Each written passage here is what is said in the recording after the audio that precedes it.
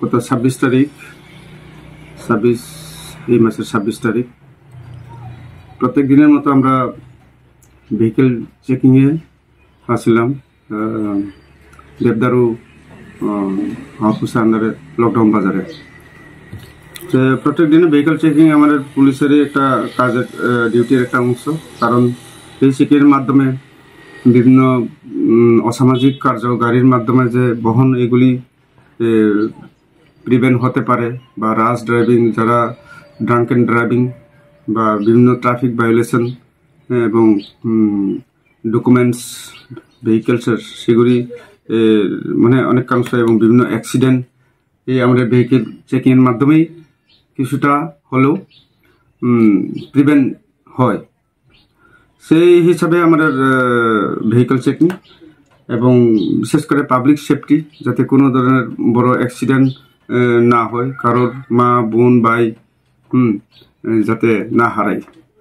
তো এই হিসাবে আমরা গত 26 তারিখ বিকাল 3:30-4টার দিকে আমরা লকডাউন বাজারে গাড়ি চেকিং বসি।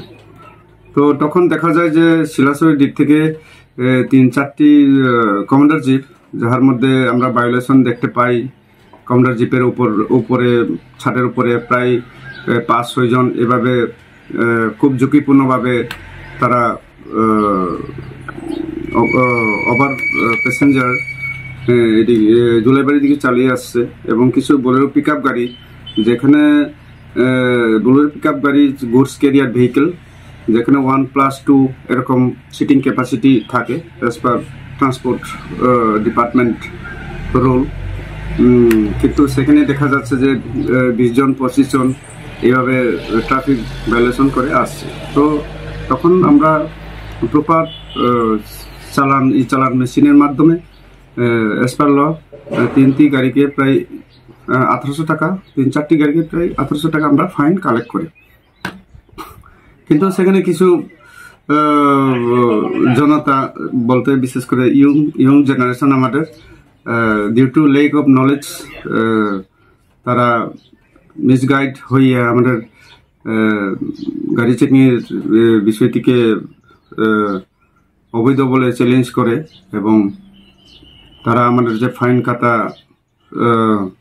চালান মেশিনের মাধ্যমে সেগুলিকে ফিরিয়ে দেওয়ার জন্য ফোর্স করতে চেষ্টা করে।